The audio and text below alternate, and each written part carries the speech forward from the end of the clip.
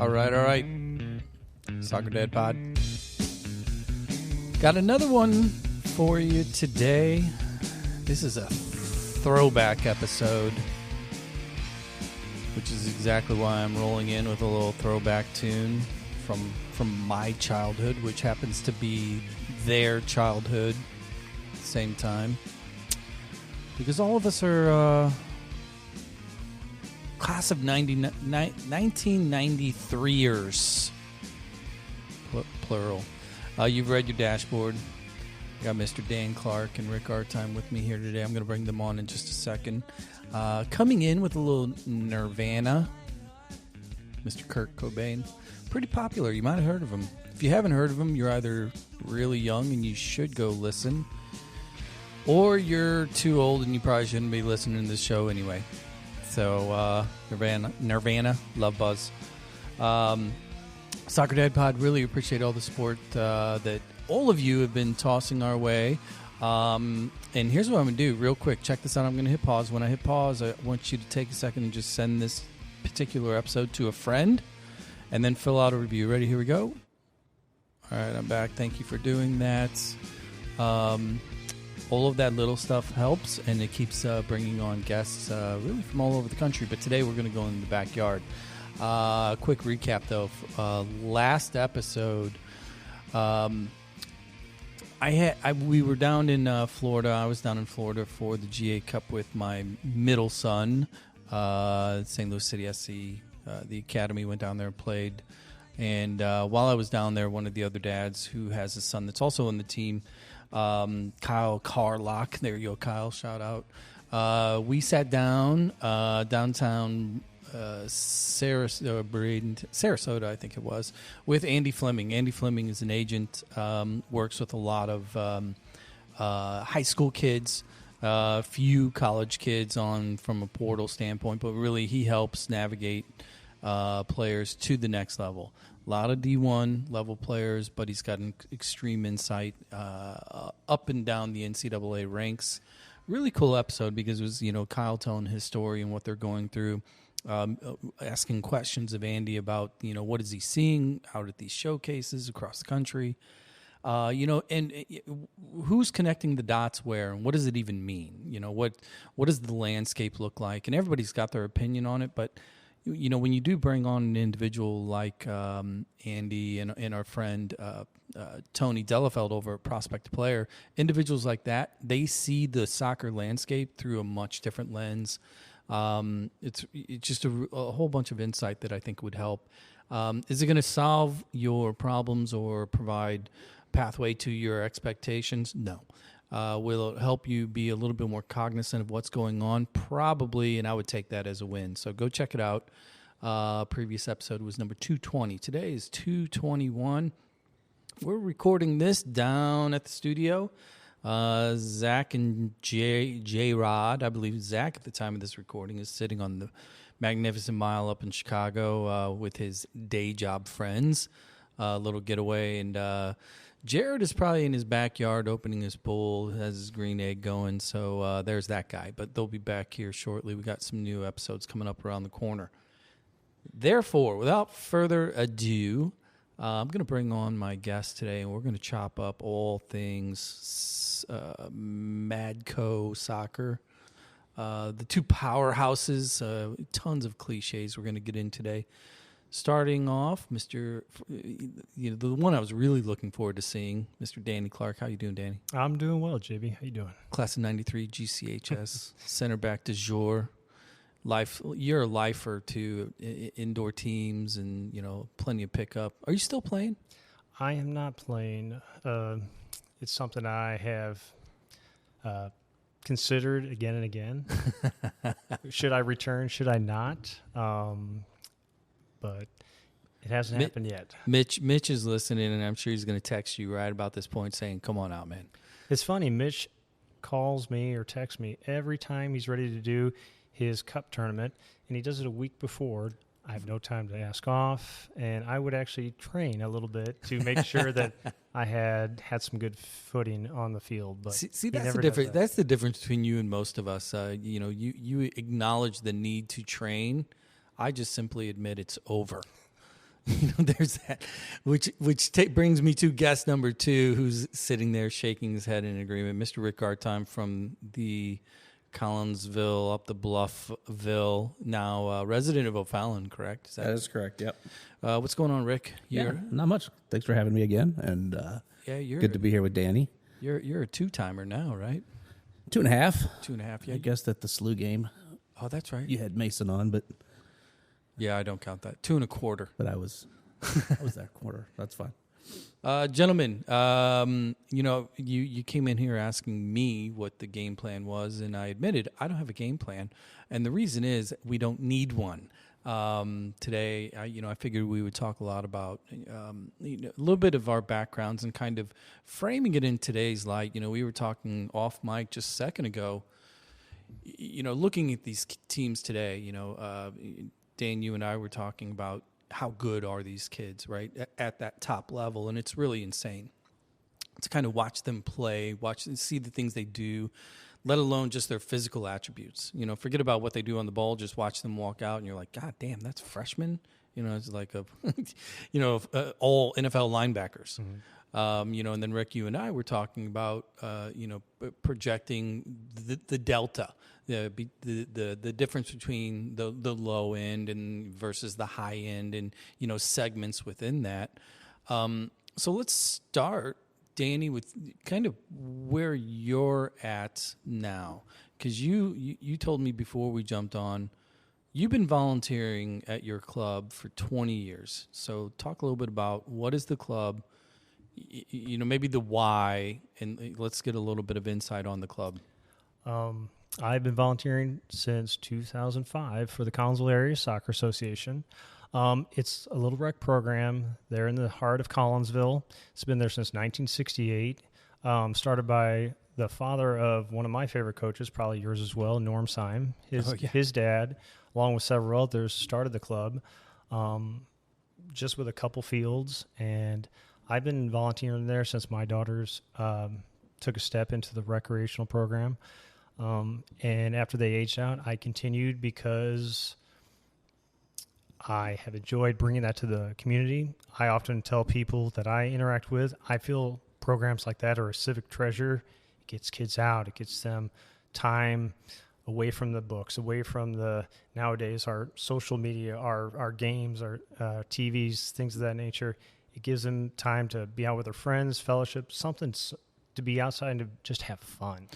So what I'm really intrigued by and really inspired by to a degree is you're doing this at a public club. Illinois and Missouri, there's a little bit of a difference. In Missouri, you don't really you have some smaller, quote, community clubs, but really what you have is CYC. CYC is kind of the representation of the community clubs. It's all through the parishes, and you don't have to be Catholic to play it.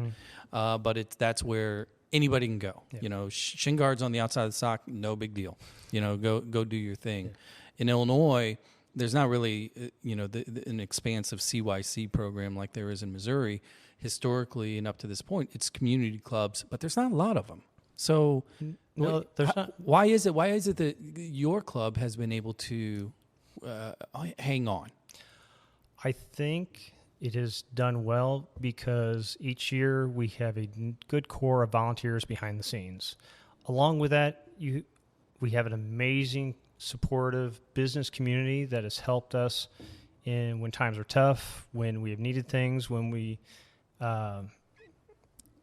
had to fix things here and there. But it's also allowed us that amazing business community has allowed us to keep cost at a very affordable level. To where kids have the opportunity to come out for a 10-game season, to come out there for, 10, 12 weeks to play.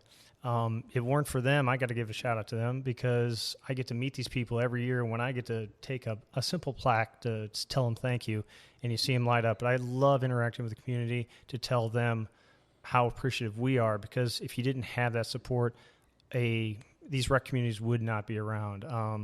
Some have experienced some of that difficulty in the past. Granite City Rec program you and I grew up in before we took that next level. They have had a little bit of trouble here and there. Well, isn't that Eric Jones? He is a volunteer with the Elks, with correct? the Elks program, yes. Yeah, so Rick, chime in here because you've stayed on the east side. You've moved a little bit further south personally, right, out of your alma mater. You're working over at Gateway Rush. When you think about the club that Danny, the Collinsville Youth Club, how do you view those clubs anymore? From a personal standpoint. Yeah, I think it's great. I think it's unique in today's youth soccer landscape where these clubs have actually started expanding into their own rec systems and so you don't see a lot of these private rec clubs and obviously I started in the Collinsville rec system as well, so that's where I got my start. My dad was involved. Willie Sign that he talked about was my first coach actually. So hearing him discuss those things brings up a lot of good positive memories. They have their own fields down there, so that's a plus. They don't have to go looking for fields, renting space, whatever. I think some other towns run it through their parks department, so they have people there working through the parks department that could run it. But to have someone and a group of people that do it purely on a volunteer basis is extremely rare today. And having someone like Danny that's done it for as long as he has and has the love and the passion for it is, to my mind, it's amazing to see that. Yeah, and Dan, you played. You're a player, right? Yeah. You played Division I soccer. You never really put the boots up. Sounds like you even still dust them off right now. I'm sure you've had a lot of opportunities to have gone to clubs. Somebody saying, hey, whether it's Glen Ed, whether it's Rush or whatever. Have you ever thought about it, or what's the anchor? The anchor for me has always been it's been a joy to bring this to the community, to give those kids that starting shot, that introduction to the game of soccer, where they can see if they like it, see if they don't like it, or if they just want to, play at a, quote unquote recreational level, but it allows them to do other items during school, band, other sports, things What kind of age range are we talking about? We start at 4 years of age, and they go to about 12 and 13, which for the boys, it's 8th grade, girls, 9th grade. They've always kind of had it set up that way, even prior to me. Do you ever think about, because I know you're a competitive individual. You like to win, you like to elevate. I do. Working in a club like that, you're working with kids that if they stay there throughout, there's, to be blunt, there's just not a lot of pathway, right? Elevated within the game. I mean, there's always an outlier. But these are not the kids that are going to go play Division I soccer, right? For the most part. Correct. What kind of gratitude or gratification do you get out of just helping, I guess? The gratification I get from helping out, every year, to experience that, you'd have to come down on a Saturday and Sunday. When you see these kids at 4 years of age, then you see the 6, 7, 8-year-olds, then you see the 10, 12, 13-year-olds on the biggest fields down the way, coming out there and just having a good time, playing soccer, laughing with their friends, sometimes getting frustrated with their friends, seeing them out there joyfully having fun. It's what keeps bringing me back.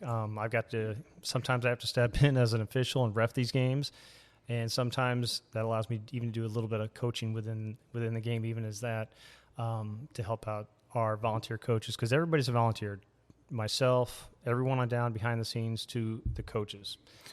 So, let's shift just a little bit and let's talk, maybe about that transition, because obviously your club is a, select club. It's a, it's a paid coaches. You've got a bigger staff. You have facility. It's an elevated club. You're part of the Rush Empire. Rush is the largest soccer club in America. Talk about the value to you when you do see or receive kids, that maybe that have gone through a program like that. Can you tell a difference, or is it just kind of homogenous at certain ages? But how do you view those individuals or what the community club means to a club like Rush? Yeah. Us personally, Gateway Rush, we've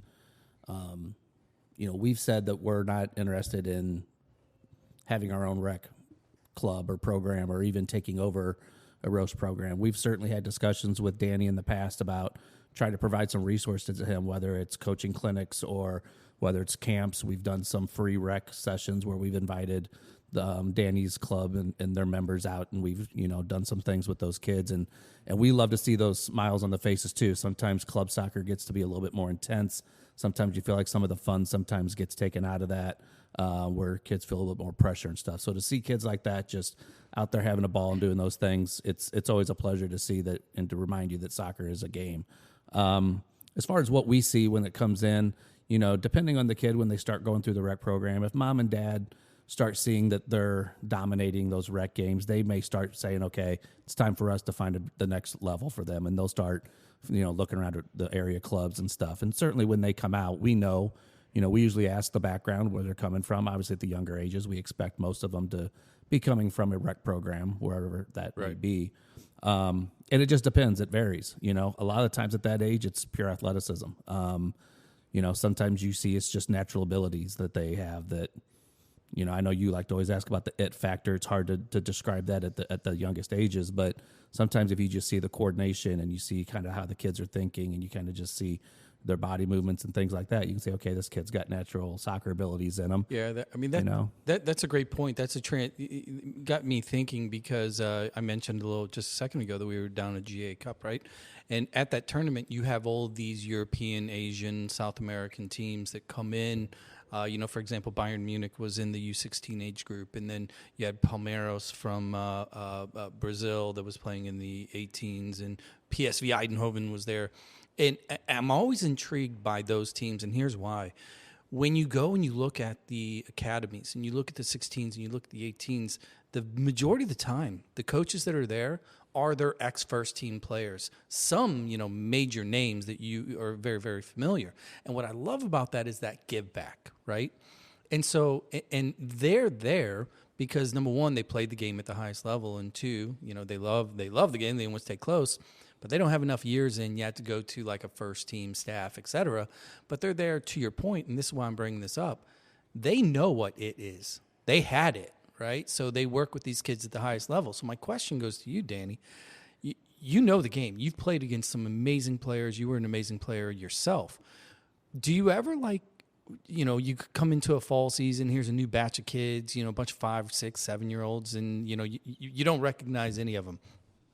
Can you talk about a time or maybe, an instance in which they start rolling the ball around and you're like, God damn, that kid, that kid's got it. Do you ever look for it from that perspective? I have seen that on several occasions, both just from the sidelines when I'm observing several games here and there, to when I'm an official on the field and I see some of these kids just handling the ball around everybody else, or just watching their intensity and their drive, their focus as they're approaching the ball or in a defensive position in so many aspects of the game. And I think to myself, this individual could elevate to that next level.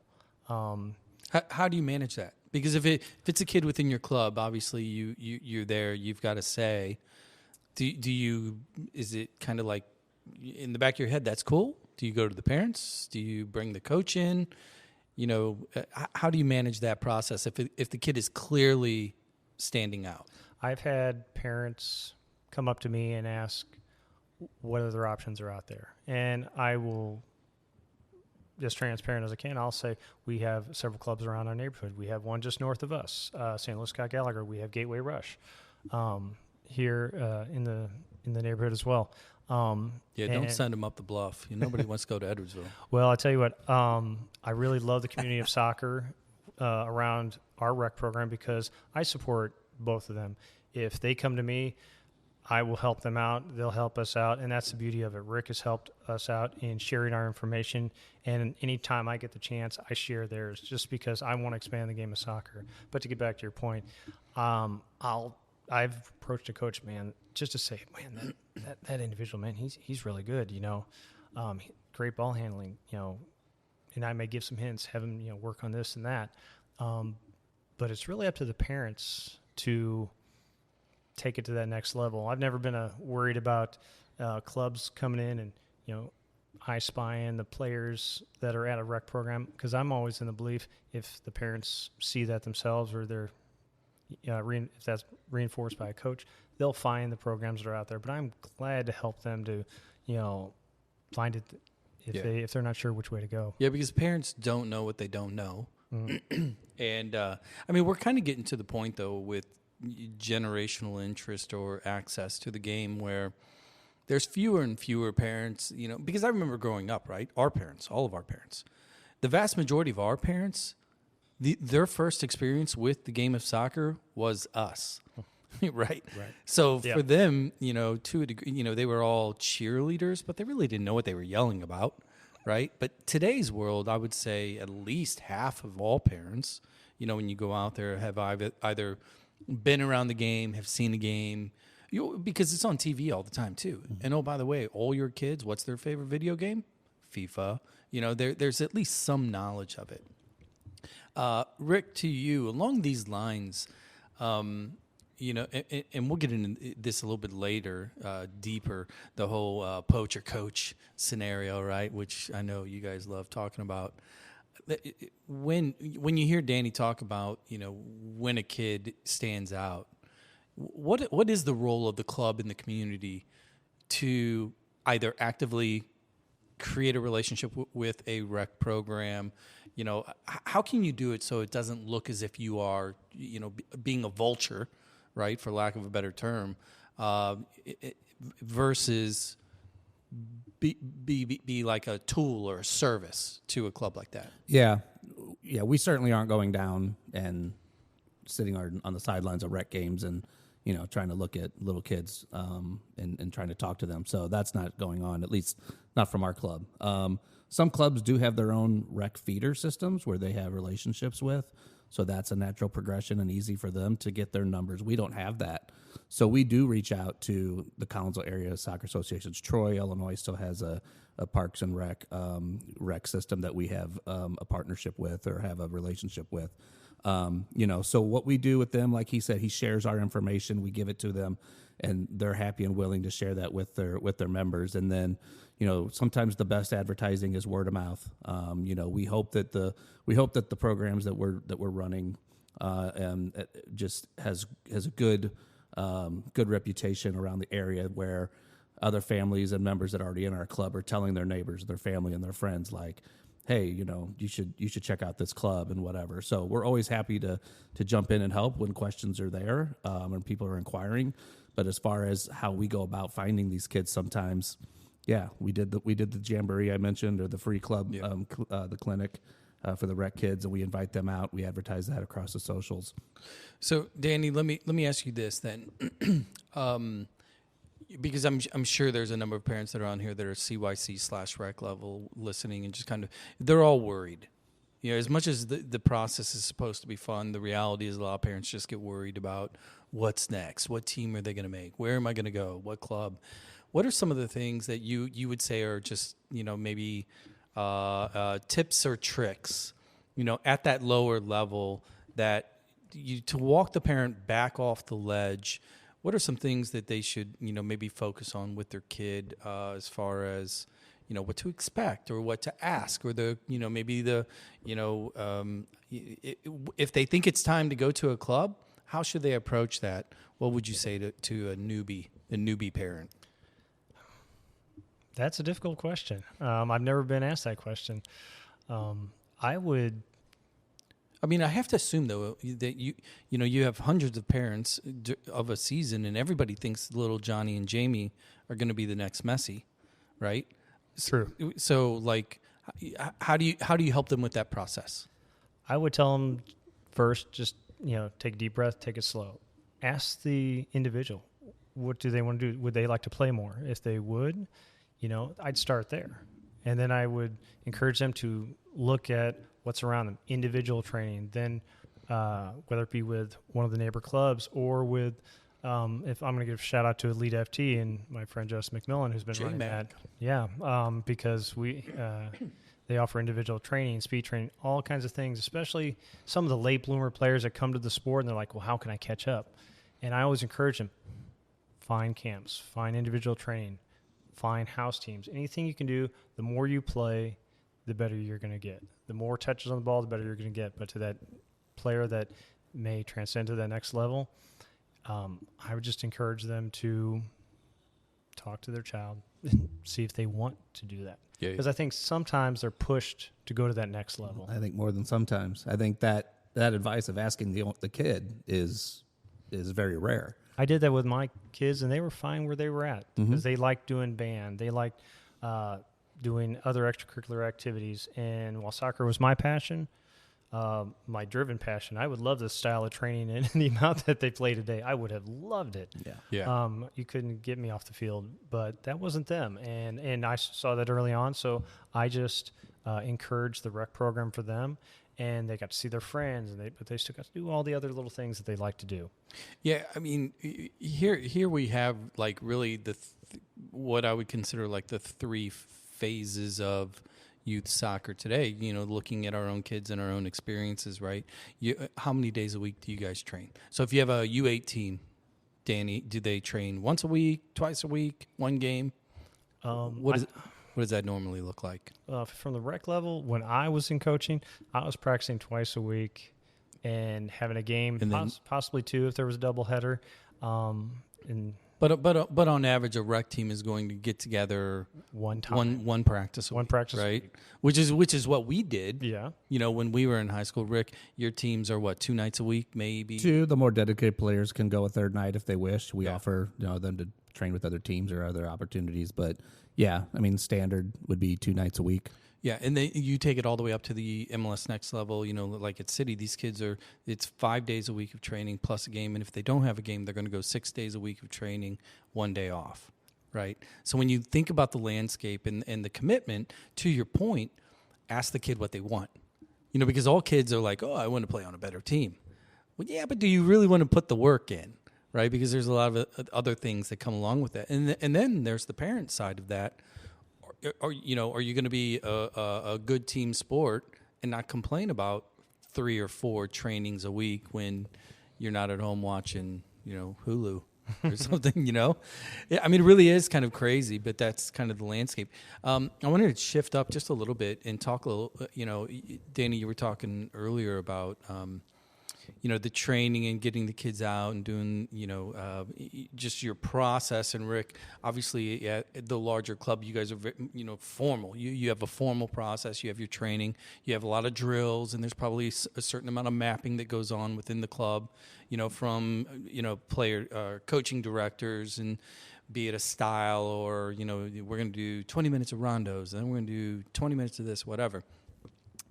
I'm going to open the question up to either of you.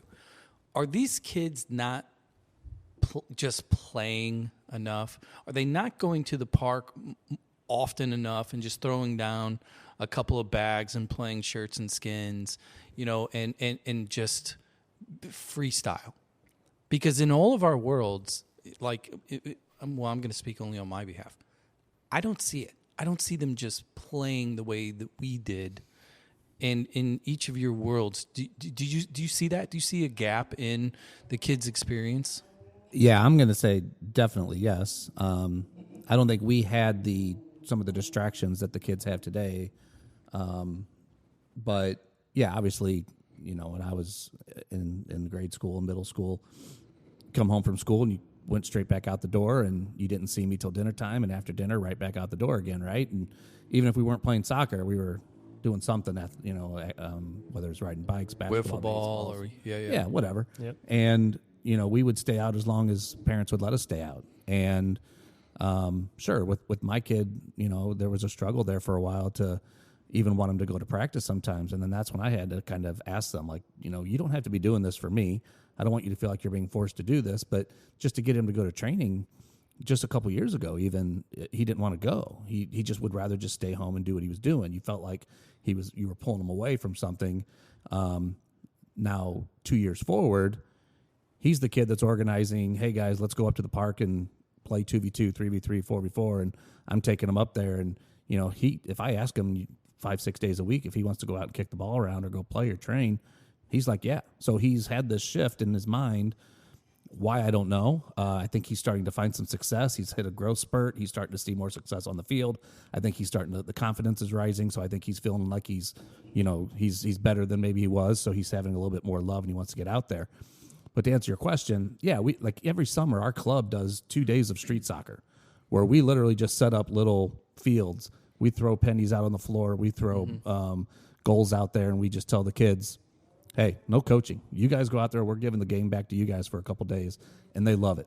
And they just go out there and they just play, and the parents come down and they watch. And it's something where you miss out on that at the club level sometimes, at the select level. You're not seeing that. And we just say, you know what? It's summertime. Let's have some. Let's give the game back to the kids. Let's just play. We let them pick their teams. They can do whatever they want. This is, as long as they're not out there. I mean, there's just so many, like, forget about soccer lessons, because in those environments, that's where you learn how to play. Mm-hmm. And frankly, that's where you learn how to win. And you see some of the most creativity during those days. You see these kids doing things that they would probably never do in a formal training session. Yeah, because I mean, I'm speaking, in our world, summertime, where do we go? We went out to the park. Wilson Park. You had one job. Show up at the park, right? 8 a.m. Shirt skins. And that early training. And that dude with white hair in the car, that's not Coach, because he's not supposed to be there. But it was Coach. Shout out to Coach Baker. It's one of those things. And I look at communities that are wanting to be soccer communities. I live in Webster, right? There are four tennis court parks around town, and which are now all turning into pickleball. And then there's usually one soccer field that's at the Memorial, right? And they only leave the nets up game days, and then everything's tore down, or they put locks on them or whatever. And all these tennis courts and everything that could be a futsal court too, just one, right? It's like it doesn't happen. I mean, can you imagine, like, in St. Louis is a soccer town. We have soccer baked into our culture. But can you imagine if a community actually, like, said, hey, we're gonna do this. We're gonna make sure nets are up that don't have, like, the pigeon spikes all over it or whatever, and gave these kids a place to play, because they don't play enough. No. They train all the time, and they do get in a rut. And I think maybe, Rick, to your point, your own experience with your son, when they're not old enough to gravitate and self-fulfill their own activation, their own activity, and playing with buddies and picking their own team, when they're told, here's your drill, go through these cones, that's not fun. It's not fun. And you see that, and I've had a hard time as a coach trying to find the proper ways to instill fun in your training sessions, and the kids not make it feel like it's work, right? And there's definitely a give and take there that you have to try to find. Well, I want them to have fun, but I also got to get something out of it. Yeah, I tell you what, we're going to take a quick break. We're going to get some refills here. We're going to have some fun after this, because we're going to talk smack. We're going to go back to the GC console days. But I want to tie it all into kind of, again, the club landscape, because I see a lot of, like, parallels, as far as rivalries go, and also, like, pathway. What's to be expected in today's environment. So Dan Clark, Rick Artime joining me today. Don't forget, hit that pause button, fill out a quick review on Spotify preferably. They pay us more. But if you're listening to anything else, we'd take it on Apple Pod too. Soccer Dad Pod, quick break. When we come back, more soccer. See ya.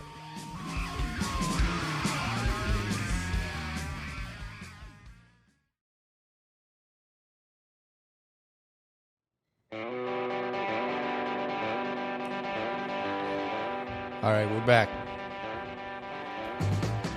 Since we're going to dig down into the archives here in the second half, tie it all together, I figured I'd honor my bro a little bit, play a little Dana Michael Anderson. Little Red Wagon. Actually, I played this one for you, actually, Danny, because your family's been friends with my family for a long, long time. Yeah. You and your brothers, but your mom was like, she was a little red hen, right? She loves Sandy, I tell you what, and couldn't say enough nice things about her. Yeah, our moms were they were different kind of saints, right? Because they had all boys. Yep. Yeah, you were a 3-boy household too. Yes, I was. 3 and 3. I was. Yeah, so anyway, Little Red Wagon by the Dana Michael Anderson. True story song. Mom and Dad bought us one of those little radio flyer wooden ones back in the day when we were little dudes. And when we got bigger, we still had it. And we would throw Ryan, when he was a little guy, in the wagon and run in the backyard. And just fling his ass all over the place. Yeah. Dana's job was to tell him, quit crying. My job was to say, get back in the wagon. Nice. We were awful. Granite City's finest. Well, if I can, I want to give a shout-out to your brother. I'll catch my wife listening to Tired Old Suit. She loves that song, near and dear, I'm telling you. And then when she listens to it, she'll start it over again sometimes because it just hits her where in her heart. She just loves that song. True story. Tired Old Suit is actually the only song the two of us worked together on. Huh? in private. It was a rare moment. Mm-hmm. We weren't fighting.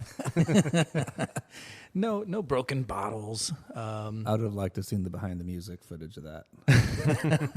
I don't buy there was no arguments. No, I didn't say there was no arguments. I'm saying in general we weren't fighting. There's a difference between arguments and fighting. Anyway. Soccer Dad Pod, we're back. Danny Clark, Rick Artime, two of East Side's finest. I want to talk a little bit about high school soccer here. But I'm going to start with what's going on currently, and then we can have a little fun and, you toss some jabs out here in a second. High school soccer has been, according to High School Soccer, they will say they've been under attack for 10 years, 15 years, whatever, by clubs, academies, etc. Because there is a percentage of players that when they are at that academy level, they're forced to choose. You can stay in the academy, play 10-month, 11-month seasons, or not, and then you can go to another team and you can play your fall season, high school, and then club. And it feels like to me, because I've been privileged enough to be kind of front row to St. Louis Best 11, which is on social media. If you're not familiar with it, go check it out. It's on Instagram and Twitter. It's really cool. It's basically, simply put, it's the team of the week is what it is. East side, west side, north, south, private, public, small school, large school. Every single school gets an email ballot every single week, and they can put up any kid. Father McGivney, right, over in Maryville, right? Yep. I believe they're on the girls' side. They're probably going to get a girl on the team of the week here shortly because they're 14-0 at the time of this recording. I think 15-0. I think they won. They win again. Night, so. That's crazy. Yeah. But anyway, what I'm noticing between the team of the week, because I'm seeing it through the kids. This team, the team drops every Wednesday, 3:00 on Instagram. Next thing you know, 48 hours later, there's 50,000 impressions, 500 likes. I mean, these kids are all over it. And there's trash talk, and there's, a lot of that going back and forth. And then at the same time, there's also St. Louis Champions League, which is on the Missouri side exclusively, which is a true kind of Champions League format where past state title winners, they're automatically in. If you win district, you're automatically in. And there's at-large bids, but it creates 4 pools of 4 teams of 2A, 3A, 4A, just like Champions League. And here's my point. The animosity towards clubs, I see it, it's less. It seems to be quieter because I think high schools are being proactive and kind of doing a better job of what they should have been doing the whole time, promoting the kids, leaning more into the culture and worrying less about clubs. So that was the long-winded way of me kind of getting into this. I'm going to get you guys' take on, because Rick, you're a little bit closer right now to the high school game. Give me your state of the union. Where does it stand? And maybe speak specifically to the east side because you know that better right now, compared to where it was. Selfishly when we grew up. How would you compare the two right now? Yeah, it's certainly changed. And when you were talking about the promoting of their own programs and players, obviously, social media has had a big part of that. And but yeah, I think the overall landscape of when you're comparing high school soccer when we played it was almost something that you were kind of born to do, like it was kind of that right of the whole path, and pathway that word gets thrown around a lot in soccer. But, you grew up as a kid, you went and watched high school soccer games. The stands were packed, right? And today, I don't think they're getting the pull. I think the kids are starting to come out and still watch their friends, but you're not seeing the little kids going out and almost looking up to the high school players as their soccer heroes. And I think we kind of did that as kids. At least I know I did. I would go watch the Collinsville high school games, and I would be running around the whole stadium with my buddies kicking a ball, and, we would pretend to be, each other, some of these older guys that were, and it's kind of funny to look back now because I'm friends with those guys, but you would almost imitate and be some of those players that were juniors and seniors at the time. And so you always kind of had that desire that one day I'm going to be doing this. That was kind of your goal. And now I think in youth soccer, I think high school soccer is still there as a goal. I still think it's something that kids obviously want to do, but I don't think it's like the ultimate anymore. I think there's something beyond that now that kids are looking for. Maybe Danny, you, I want to get your take along these. I'm going to add a part B to what Rick was just talking about. When we grew up, not only did you have your community soccer rec leagues, but you had your club teams, your quote select team that was also community based. So on the east side, and Missouri's different. Missouri was much further, more advanced at an earlier age when it came to the clubs or earlier time frame. On the east side, you had Granite City Elks or Miller Lite, right? And then you had Collinsville Rowdies. Everybody, the club teams on the east side, that team was going to be the freshman team. Then it was going to be JV and varsity, et cetera. There was a very vertical identity to soccer at that time.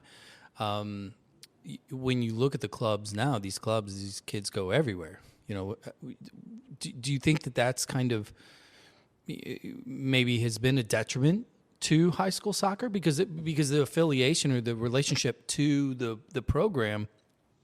You could have a high school team with kids that are from 5 different clubs, 6 different clubs. Mm-hmm. How does that disappoint you? Does that depress you, or is it just is what it is? It is a little disheartening to see some of that passion not be as prominent when we grew up. But I think it's just the nature of the times. These kids have so many other outlets, whereas ours were, 1 or 2 options. But I like what Rick said is the natural progression when we were growing up was we wanted to get to that high school level. We didn't have these, academy teams and things of that nature, which I'm not very versed with because that's not my area. But I recall the fans in the stands. It'd be hard to find a seat, or the city-to-city rivalry that we all remember and enjoyed until we graduated. Then we all ended up on traveling teams together and enjoyed them even further. Yeah, but I still hated them for a long time. It's all right. Yeah, I think there's a good point to that, though. And the community-based clubs, you're right, you had that connection to the high school. And so, yeah, there's not that connect. And to what you said, Danny, with the different levels at the club level that kids are trying to get to, high school is maybe not number 1 on that list anymore. And, is that ruining high school soccer? I wouldn't say that necessarily, but it's certainly taken maybe some of the, some of the passion level out of it for both the fans and maybe for the players. But, which is sometimes hard to understand. But, I think when you're looking at kids growing up and you're going through that and you're going to those games and you're wanting to be part of that, there's something to it when you finally get there and you finally get that, put that jersey on, or you get that jersey selection day and you realize you've kind of made it. And I don't know if that's there anymore for some of those kids. And do you think also like this is the generational transition, or maybe the issue of the generational transition of the carryover of, parents that are, Xers or older millennials that are around our ages that, in our years, because club wasn't prevalent, during, it was always, it was in existence. That's where you played, but high school mattered more. High school was also the connectivity between, if you were going to play at the next level, they weren't coming out to your club games. Right. They came to your high school season. That whole landscape has shifted, almost completely. Mm-hmm. There's exceptions to the rule. Do you think maybe part of the animosity is being bred amongst the parents that are used to the old world, because that's what they did, that's what they saw, and now their kids are donning their alma mater's kit, and they want that pride and everything else, and they have a certain expectation, and they think their kid is good enough, but we're not seeing that transaction to the next level. Do you think maybe the expectation in just that generational difference is kind of part of the problem, or that is fueling the fire of club versus high school? Yes and no. And it's hard to say because the position I'm in, I'm obviously seeing it from a much closer view Right. than some of these other parents. But when I talk to parents or when I talk to people that are going through that, and some of the teams I coached in the past, that I was putting them through the college process and stuff, and it's odd because the signing days and all that stuff are still going through the high schools, right? They're still posting the pictures and all this, Yeah. right? But all the recruiting and everything Right. went through the club. So I always kind of find that kind of funny. And sure, sometimes they invite the club coach out for a photo op, but so it's definitely different. How I got recruited, just speaking to me specifically, was I wasn't really on anybody's radar. But then when we went up and played at the state tournament in high school, there was college coaches there and the assistant coach. Hey, Dan, how you doing, man? We're going to... But anyway. Oh, yeah. what happened to I'm your sorry, mic guys. there, Rick? I'm sorry. I felt a flashback to something, that's just giving me nightmares over the years. You guys were there, right? You guys were there at that. Oh, sorry. You guys weren't at that state tournament, were you? Keep it up, Rick. Keep it up. He keeps digging the knife into my back every time I see him. Yeah, the recruiting process was different. Yeah. And that's where somebody actually physically watched me play. And No, a couple weeks later, I get a letter. So. Hey, look, in fairness, me and Danny, we already knew where we were going because we had already been seen. We gave you the pathway to go be seen. So you owe us for that trip. To be fair, Coach Baker did write me a nice letter of recommendation. So there you go. No, it's always like I find this subject matter so intriguing because it's a generational issue, and then you get into the world of the here and now and all of these other issues that pop up and percolate when it comes to youth soccer and advanced youth soccer in particular. You think of pay to play, right? Everybody loves to use that term, and we kind of are running the gamut here in our three worlds of, low to no, medium, and then high, between the three of us. And I think that parents have this unrealistic expectation, and they're connecting whatever that dollar amount is. They view it not as specific to what it is doing, and that is putting your kid into a program with coaches, with their buddies, at a particular club, at a particular facility, and that's what you're paying for, right? Now, if whatever happens above and beyond that, that's icing on the cake that you technically are not, that's not what you're paying for.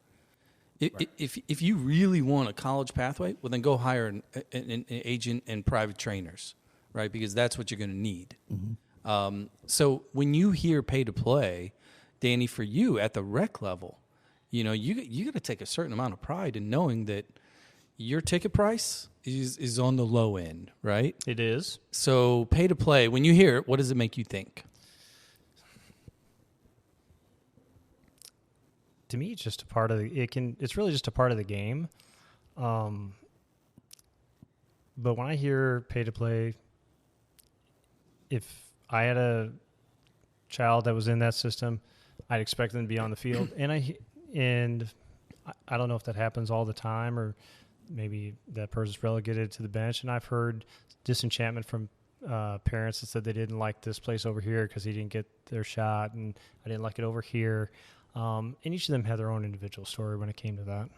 Well, okay, Rick, so I'm going to ask you, Mr. Coach Club, Is your title director? Are you director over there now, or are you just coach? Yeah, no, coaching and advisory board. So, Okay. Yeah. All right. So you've got a roster of 16. You got a bunch of 13-year-olds. You got 16 players, only 11 start, right? You got one extra goalie. So we're talking about 4 players that are on the bench, so, and 10 field players, right? How do you view pay-to-play when it comes to playing time versus winning? Because if you have a team where there's a delta of haves and have-nots, or maybe just that don't have enough, because you've got this expectation from the kids to win. You got an expectation from the parents to win. And if you go into a tournament or an environment in which maybe there's a must-win game, say it's the third game in group play, in order to advance, you got to win it. How much of that pay-to-play and equality and balance of time, et cetera, do you force yourself to integrate into the decisions you make, or do you have that conversation with the parents going into it and say, you know what, it might not be even today? Yeah. For me personally, I don't look at it. I try to make it. It depends on the age group, and it depends on the age. At the younger ages, everybody should be playing. Everybody should be moving around. Everybody should be learning the game, every aspect of the game as much as they possibly can. Kids aren't going to get better just at practice, so kids need to be playing in games. That's where they're going to learn the most. But when you start getting older, and then once you start getting older, now it's going to depend on the level of play. So, are you just playing in a weekend, league in the area that really, it's just a league game? Yeah, then I'm going to let everybody play as much as possible. Now, if you're playing in a state cup event, or if you're playing in something on a regional level platform or a national level platform, then you got to start taking more things into account, and does winning mean more in that circumstance? So it kind of depends on the situation. But when I think of pay to play, like, I almost look at it from the opposite side. Instead of looking at these opportunities that these certain kids are getting that are paying, or if they're paying more or whatever, I look at the other side of the kids that aren't getting these opportunities, that can't afford to do this stuff. Like, they're the ones that are missing out. Right. And I think that's where people in U.S. soccer started thinking, like, our best players, our best athletes or whatever, maybe aren't even playing soccer because they couldn't do it at the youth level, or they got, pushed in the wrong direction, or maybe got pushed out at the wrong time, or whatever it might be. So I think when you look at it from that standpoint, if the kid can't afford it and there's not scholarships and things in play to help these kids, those are the ones that are missing out. And those are the opportunities that I think that, we struggle with, is making sure every kid has the same opportunities. But to answer the question on the playing time and stuff like that, I don't try to justify that. I don't try to equate that. I do my best, and I to a fault. Sometimes I admit you get caught up in the game sometimes, and sure. Next thing you know, you're getting a phone call, or you're getting a text, or you're getting somebody approaching you about something, and you're just like, yeah, that's my bad. I got caught up in it. I didn't, but from the most part, I try to be as fair as I possibly can. And to what Danny was saying with the pay to play from the parent side of things, is what I think kind of hurts the game is the parents feel like, okay, I'm paying all this money, you work for me in some aspect, I should have a voice, right? And sometimes they want to step in and try to control too much.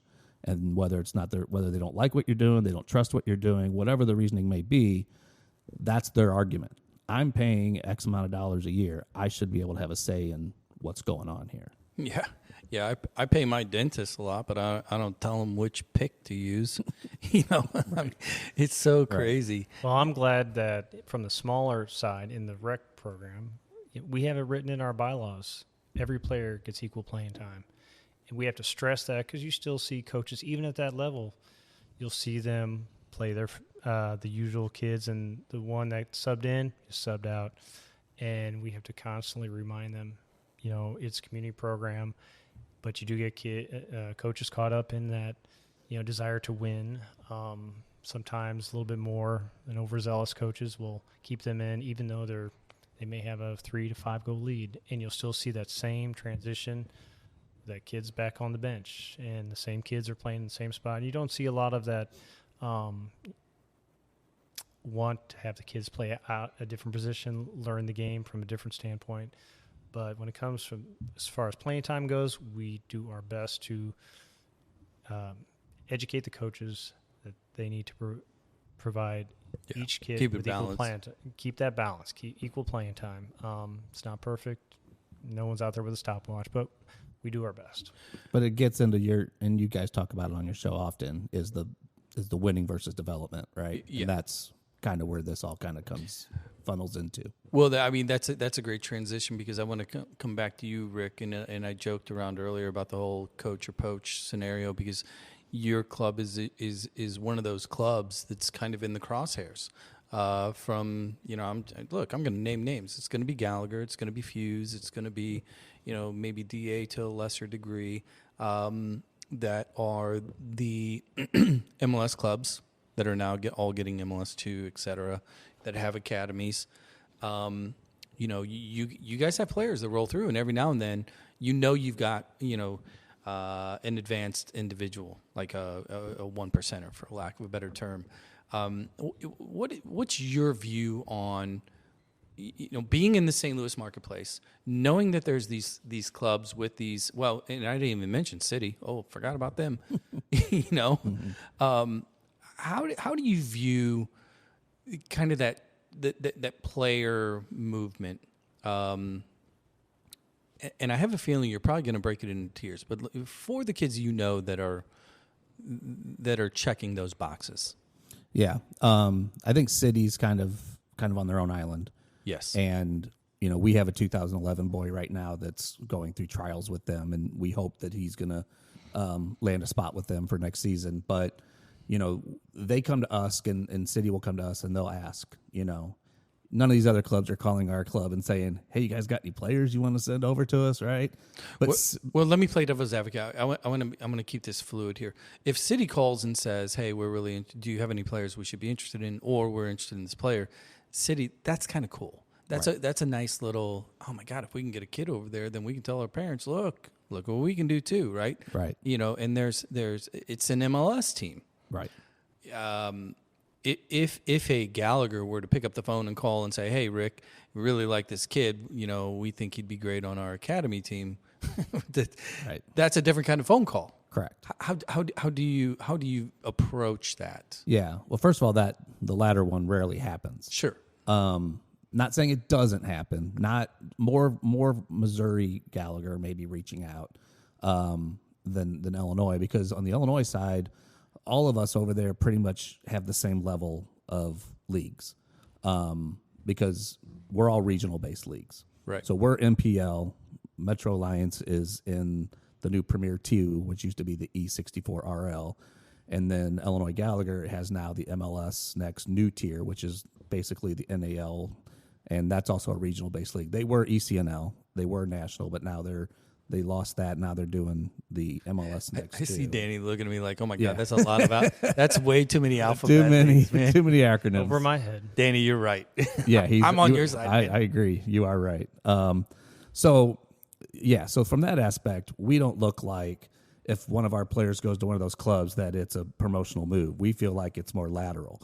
So we're not out trying to pull kids, but we certainly know and hear and see proof that some of these other clubs over there are reaching out to our players on a daily, weekly, especially this time of year, right, in the spring. So how do we view it? We don't like it. We're big on the, if you build it, they will come. So if you have a good staff, if you have good training, if you have good values, if you have a good philosophy, if you have all those things, great beer and people garden. look at you from afar and say, hey, those guys are doing a good job, then maybe they come. If you feel like you have to go out and knock on people's doors and follow people to the parking lot and things like that, then maybe you got to look at yourself internally or what you're doing, because develop from within. People come to us from other clubs, sure, but we're not going out and trying to pull those kids in. We're not chasing people down. Where we see that on our coming from our players. But what's the solution? Because you kind of like we were just laughing, Danny and I looking at each other when you're going through all these leagues, soccer, U.S. soccer in general, the fact that they've been kind of, quote, out of the picture and allowing this wild, wild west to occur where you have, 6 different regional leagues within the same 300-mile radius. it's allowed for clubs to become independent businesses, right? Right. So, and again, we are, because I've been just really privileged to be able to travel around and watch Beckett and his team, and even whenever he was at Gallagher on the academy level, and you go around and you look at these clubs that are from other markets that are supposed to be academy. Some of them couldn't beat our third or fourth level, RL or E64 teams. Yeah. So, player fluidity in St. Louis, eventually, you guys have high caliber coaching staff and directors, that were pros and played at the highest level. Obviously Gallagher does. Obviously Fuse does. Everybody does, right? So it's almost as if there's not really a, quote, bad place from a soccer perspective, but it comes down to that culture. What are those intangibles? Culture, personal experience, personal preferences. Yeah. All those things. Every kid's different. Every club's different. Every team's different. Every coach might be different. And finding that right fit for the kid is what it is. If a kid leaves because it's a bad situation and they don't feel fit, then go. And we're not trying to discourage or encourage anything. We're there to develop kids. It's a player first mentality. You got to try to build a team around that, which sometimes can get conflicted, but we're trying to help the kids individually. Each individual kid has to go through the system, and how do they come out of it at the end? And if they feel they want to move and drive over to St. Louis and go play for Blue Fuse or DA or Gallagher and an MLS next, then we'll promote that. Which, that is truly a level up. We'll assist you with that. But I think it's difficult when you're trying to do what you're doing and you're being paid to do and you're being asked to do for these kids. And then sometimes they're getting just deflecting different types of noise around them that makes them get confused. Well, and here's the funny part. The way I view this too is the kids know, right? And what I mean by that is, you take a kid that's on any club in the area that's spent 2-3 years in their divisions and competing, and they know who the teams we can't beat them, and they know the teams that they expect to beat. They know the teams that are competitive. But within the group, even though they might not know each other's names, they know their numbers and they know that kid's, quote, better, right? Parents don't have that ability, or at least they're not quick to admit what is right in front of their face. And I think it's one of those things like, Danny, back when we were kids, you knew when we would go to play a particular club or a team, like you wanted to think that you could win. You wanted to think we got them. And if you had to think we've got their number today, then you're really kind of self-admitting they're a better team. Right? Yeah. But there was a certain amount of cognitive, you accepted the reality of the situation, and you would never think that you were not on the team that you were supposed to be on. No, absolutely correct. So here's my point with parents. I don't think they understand that. And I think it would be like a great field trip experiment within clubs. Like if a parent on a U13, U14 regional league team is like thinking, oh my God, my kid, they really should be at the city tryouts, or they really should be at MLS next camp. I mean, can you imagine taking all the parents and taking them to go watch that age's academy teams play, and just the pace of play, just the size, quality, etc. That's the delta we were talking about at the beginning of the conversation. Right. How do you approach? Do you even think about like, hey, let me just show you film, watch this team. You think your kid is worthy of the next level? Is he this fast? Mm-hmm. Is he do you ever strategically approach the parents with that kind of aha insight? I try to, if it comes up. I had a unique instance. We were in the Nashville area this past weekend, and the U16 Nashville SC Academy scout came to 2 of our games. And at first I was kind of like, does he not know we're not from here, but maybe he didn't. I don't know. Well, have you ever seen Nashville kids play soccer? Well, he knew exactly what he was doing. So he looked in the tournament book and he's like, "Where are the St. Louis teams? Where are the St. Louis teams?" Yeah, he may have. So at the second, he came to the second game. I just thought he was going to come to the first game, but he was at the second game, and he asked me about one of my players, and very technical, very skilled player. And he said, out here today in both games, he looks like it's just been coming easy to him. It just looks like it's very effortless to him. And he's like, what happens if I put him in an academy game and he's playing against kids that are twice the size he's playing against right now in these games, twice as fast, twice as strong, right? How's he going to fare against those kids, right? Like, is he going to get knocked on his butt? Is he going to be able to compete at the same level? Like, is there a fall off? And it was a difficult answer for sometimes for me to say. And I was like, well, obviously there's going to be a difference, right? But, he's not a big, strong, huge bucking kid. So, I was like, yeah, there's going to be a little bit of fall off. But I said, I think he's got it. He can change the way he's playing. He can change the style. He's a smart enough kid where he can figure it out. I can't hold on to the ball this long if I'm playing against these big kids because I am going to get knocked on my butt. But he'll have to change his style. When he was playing this weekend, he had that free time and space where he's not going to. But he knows that. So I tried to explain that to him, and of course he understood it and he got it. Now where that's going to go from here, I don't know. I mean, I don't know if he's going to reach out or whatever. But it was interesting to get that question because it's exactly what you're asking. Is if you put a kid that in a middle tier team and you go show them here's what you're looking at the highest level in this country. Now where do you think your kid stacks up? Can your kid play at that level? Yeah, he's good here. But that's a big leap sometimes, and sometimes it's extremely eye-opening. And parents don't see it because they're not there. Yeah. And then when they do finally see it or they're shown it, it can be extremely eye-opening. Yeah, I think it's one of those things, a lot of parents just don't do their due diligence is kind of how I view it. In so much that they have an expectation or a wish for their kid to go somewhere, and then you see it at the top level too, where you do have academy kids or ECNL kids that are all like, "Oh, I'm going to go play D1," and then you ask them, "What was the last D1 game you watched on TV?" Because they're all over TV now, and the answer is, "Well, I haven't." Well, how do you know you can play D1? You don't see what these men do. You got a Marshall with an average age of 24, and you're 135 pound 17-year-old, right? Like that's going to be a problem. Dan Clark, go back in time. Favorite team, favorite coach, favorite teammate, and there's only one answer. One answer for each, or one answer for all three? The only one I can. Favorite team was our EASC sidekicks, coached by their late coach Norm Syme. The most fun 2 years of soccer in my book. Yeah, you were a great teammate too, JB. Thank you. Just let you know that. Yeah. No, you were really gonna say like Steve Van Dyke or something, weren't you? Oh, you man, he made me laugh so much. But no, and I've got to actually give you credit to this because I still remember Rick. He comes to me. We're walking between buildings at Granite City High School and says, "Hey, you want to play for this team?" And this is. I'm not sure what I'm going to do. My team was done. High school was done. College on the horizon. So I said, sure.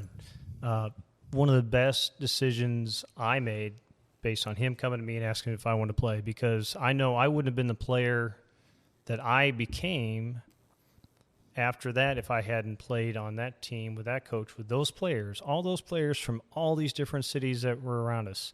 It wasn't superstar from all the cities, so it wasn't this super team, but we had all these good players and we just meshed so well, and we won a lot.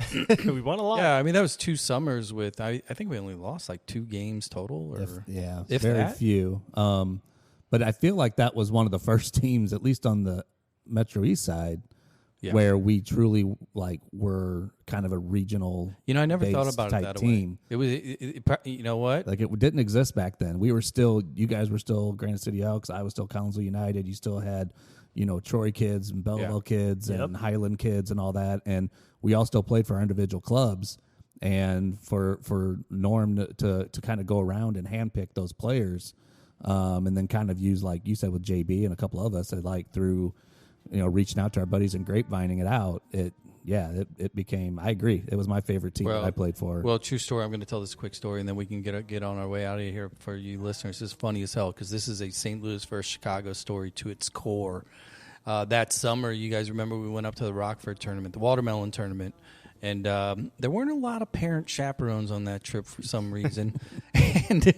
and maybe should have been because Saturday night we had a lot of fun, and so much so that we were a little late getting up to go to the game, which was the final. And we're running out there in these EASC kits that were basically just Fruit of the Loom T-shirts, I think, if I recall. There wasn't a budget. There wasn't a large budget. There was no budget. No pay to play. There was no pay. They just show up. Anyway, we showed up to this game. We're playing the championship of the pretty big tournament, Watermelon up in Rockford, and we're paired up against Pegasus in the final. Pegasus was they were the pinnacle club in Chicago. They are, Chicago, the Sockers today was Pegasus back then. We go out there and, refs yelling at us for being late. We're all tying our shoes as they blow the whistle. 2 minutes in, we all connect, go up the field. We dink one in, and I'm slow to walk back because of the night before. And one of the Pegasus players yelling, he's like, "You guys, we can't lose to these rednecks from St. Jacobs, Southern Illinois."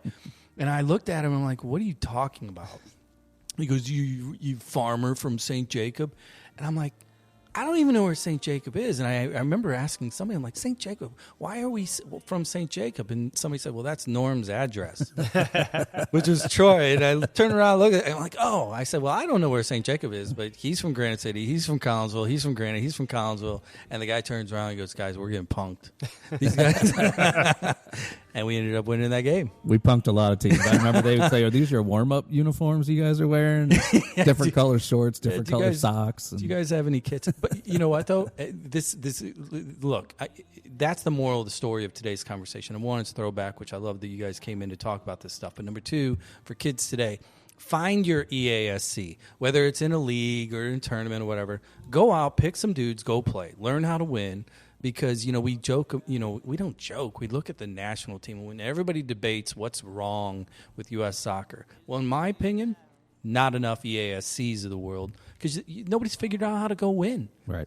Everybody's super skilled and developed and can do shifty sixes all day long. But go punch somebody in the face and then put the ball in the net, right? That's how you win. Maybe not punch him in the face. Yeah, maybe not. Maybe figuratively. Maybe do that later. Anyway, Soccer Dad Pod, Dan Clark, thanks for joining, man. Thank you.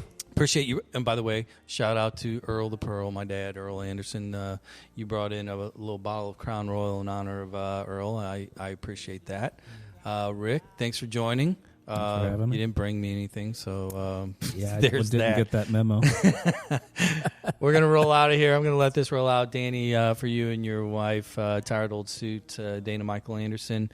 Appreciate you guys joining. This was a lot of fun. And for those of you listening, quick review or follow any of that stuff.